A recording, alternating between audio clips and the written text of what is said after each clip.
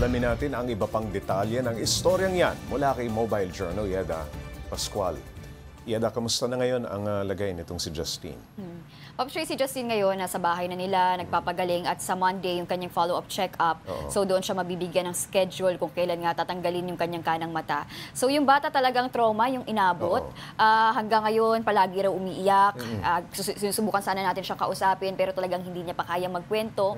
Kaya yung kanyang mga ate yung nagpa-interview sa atin. So talagang iniinda ng bata yung kirot doon sa kanyang muka dahil maraming ang bubog na napunta sa kanyang mata at yun nga yung tinanggal. Totally, hindi nagfa-function na talaga yung kaliwang mata, tama ba?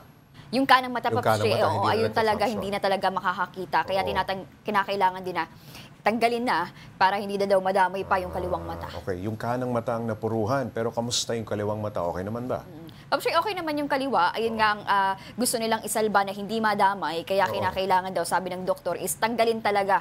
Walang ibang paraan kundi tanggalin yung kanang mata. Yada, nasabi mo na si Justine ay nakaangkas sa motor nang mangyari ang pambabato sa kanila nung mga oras na yon.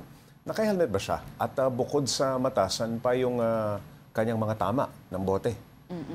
Pops Ray, ang natamaan lang talaga si Justine kasi siya nga yung angkas ng mga panahon na yun. Mabilis din daw yung pag-andar dahil syempre alas 2, wala Pops Ray. Alas 2 ng madaling araw nangyari yung insidente. O baka may helmet hindi sinuot. At saka iniisip kasi Pops Ray, pupunta lang sa birthday yan. So malapit lang, kakilala naman.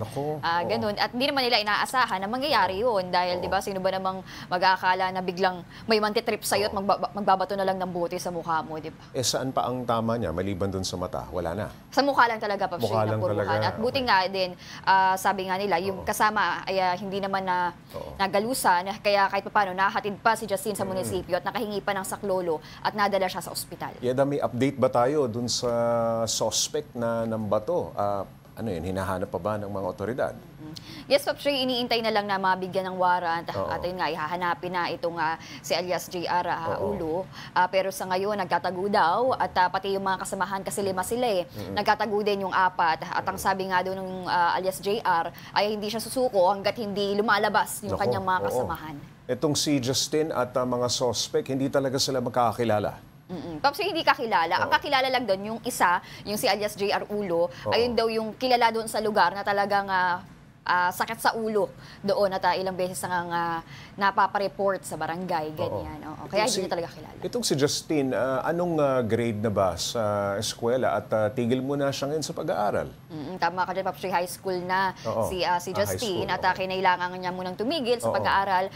Alam naman daw ng eskwelahan niya, pati ng mga teacher talagang apektado, nag-iiyakan nga din dahil talagang mabait, palakaibigan, malambing na bata itong si Justine. Pero tumulong din, Pops Ray, yung eskwelahan, nagpaabot ng konting tulong at inassure naman nila yung bata na kapag okay na yung pakiramdam, yung mata, pwede namang mag-module. Pero syempre, talagang malaking dagok ito sa pamilya. Yada, magkano ang gastusin ng pamilya ni Justine dito sa magiging operasyon, kung sakali? Pops Ray, initial na sinabi sa kanila is around 60,000 pesos yung operation, kasama na yung artificial eye na ikakabit doon sa bata. Yes, kapag tinanggal na yung kanang mata niya. Pero syempre, may mga reseta pa yan, may mga cream pa yan, may mga gamot pang iinumin. Kaya ayun, humihingi po sila ng tulong. Naka-flash po sa screen yung detalye kung saan maaaring magpaabot ng tulong sa kanila. Alright, maraming salamat. Mobile Journal, Yeda Pascual.